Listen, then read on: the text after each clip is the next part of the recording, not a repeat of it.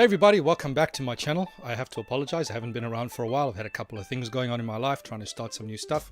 So that aside, my bad.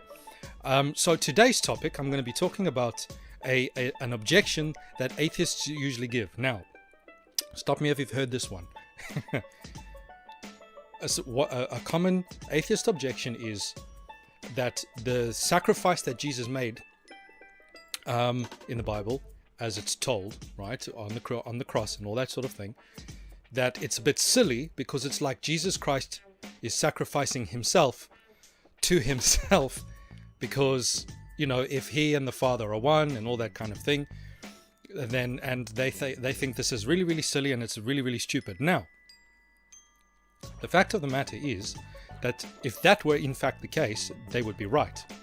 But they're not, because the objection, 99.9% of the debates that Christians will have with atheists basically stems around from the fact that atheists haven't the faintest clue what they're talking about when it comes to Christian theology.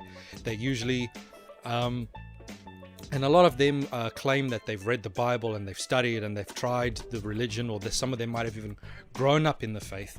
But the fact of the matter is they haven't the faintest idea. You know, it's like they haven't even turned a single page out of the Bible. Which is then naturally why these things come up. And a lot of them do say, like Sam Harris and all of these guys, Michael Shermer.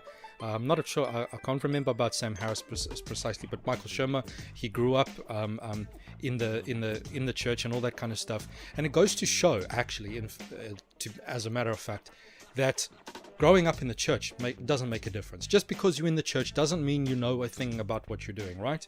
And these atheists are living proof of the fact, because they come up with these objections that are so utterly preposterous and ridiculous that it's just like you might have grown up in the church, but either you and the congregation you were with never understood it, or your congregation was completely pathetic and useless, and they never explained anything to you, which in fact is the case for the majority of churches today. And I know that's a bold statement, but as someone who's been in the church for a while now, someone who does go around and to preach and give lectures and things like that, the church at large is just so clueless. It's unbelievable. It's the bane of Christian existence. You know, the vast majority of Christians don't take the Bible seriously.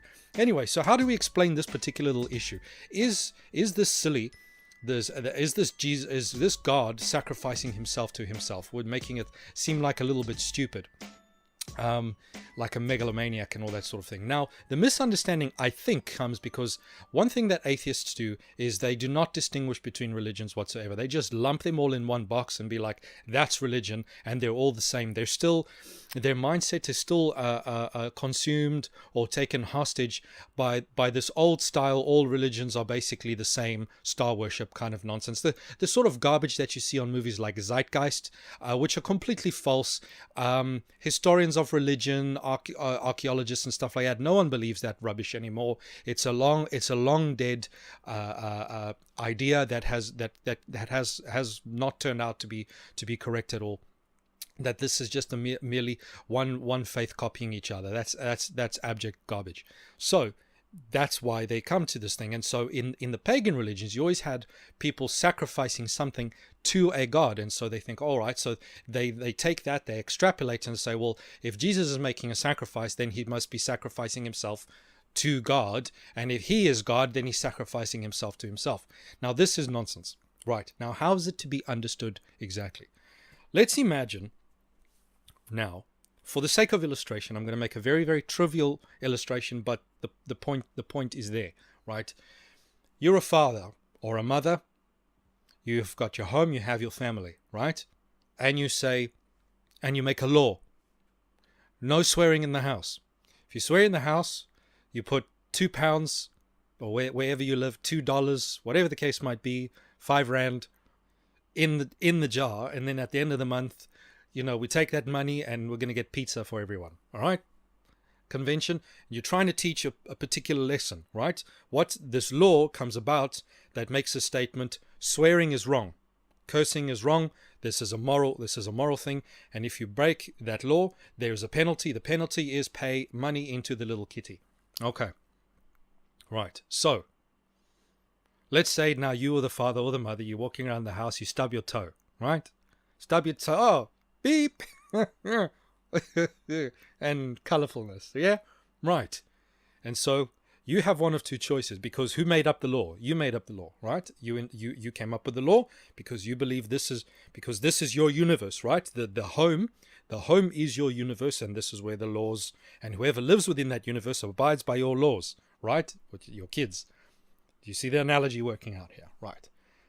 Oh, beep, right? Okay. So what do? Right, you can do one of two things. You can change the law, right, and say, well, that law's done away with. Or you could pay the money, right? You could sacrifice your 2 bob and put it in the jar. Now, right? If the law is how can you say, if you care at all about this principle, you will not do away with the law, right? If the law is not arbitrary and so on and so forth, if you are not a hypocrite, if you're a decent person, you live by principle, you will not get rid of the law. You will uphold the law by giving that £2, by sacrificing that 2 quid over, because you violated the law. Now, if you make that sacrifice, who are you making the sacrifice to? The answer is no one, because there's a principle. You can either sacrifice something to someone, or you can sacrifice something for something, either to someone or for something. So what are you making the sacrifice for? The sacrifice is for a principle, and in fact is for the benefit of the whole family. If you believe that swearing is a legitimately bad thing, is a detriment on you, you're trying to raise your kids to not grow up with a filthy mouth so that they will be socially acceptable and all that sort of thing, and they have a sense of propriety and all that kind of stuff, proper diction and language and all this sort of thing, then you're going to uphold this law, because there's a greater principle, and you are actually making the sacrifice for the greater good. It's for the greater good. It's for the sake, and who is it? It's for the sake of your children, not so much for yourself, because you're an adult and you already understand the laws and all that sort of thing. But this is for the sake of your children, because you're trying to enforce this particular thing on their minds. Now, right, imagine. And this is a more direct analogy to God. Imagine your child swears. Your child swears. Right? Oh, beep. Right? And your child, oh, you need to pay 2 bob in the kitty so you can get the pizza at the end of the month. Right? And depending on the kind of child you have, if you were a child like me, you could probably buy a car at the end of the month. Right. There you go. And the child's like, well, I don't have any money to put in there. Oh, okay. So how do you enforce it? And as a father, you say, right, this is a very, very important principle that I want you to understand, and I want you to know how much I love you and that this principle is important.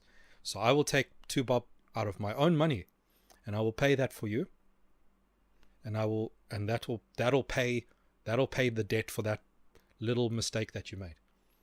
How much respect is that child going to have for you, because you're living by that principle, and it shows that you're on their side. This is not some arbitrary law. It's something you really take seriously.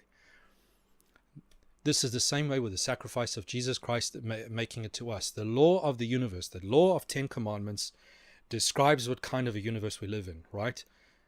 Thou shalt not murder. Thou shalt not murder. Why?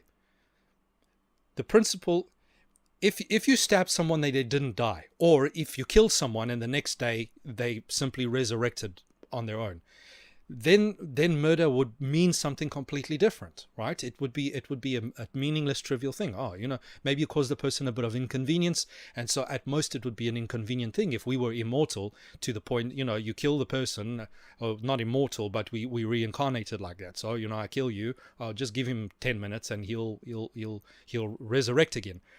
Then it wouldn't mean anything. So the laws describe what kind of a universe we have. A universe in which a person's life is temporary, can be taken away, it can't be given back. And things like theft, right? It tells you something about the world, that theft, it's something dishonest, it harms other people, and all that sort of disadvantages people and all that sort of thing. And we see that all over the place, right? Honor your mother and father. We can see these principles. These are universal principles. They're very, very important. And kids who do not honor their parents, and who grow up and they don't honor their mother and father, and the parents don't teach them that, what kind of children they become. They become a scourge on society. And so the law of 10 commandments, it reflects the kind of universe that we live in, which is like the father who's making the law, don't swear. It's reflecting the kind of universe that we live in, that he lives in, that he's establishing in his home, under his influence, under his care. That's what it's there for. It's describing the world, and he's trying to actually illustrate a greater point, not only within the home, but within the child learns what the rest of the world is like from the way he is at home. So the father is making this in his little universe in the home because he's trying to teach him a principle that out in the world there's a certain way to behave. Even when you walk out those doors, there's a certain way to behave, and and if you don't behave in this certain way, you're going to come into problems out there. All right. And it's the exact same thing with the law of 10 commandments with God. So we go, right, because God is perfect. He didn't violate the laws. Jesus was sinless, right?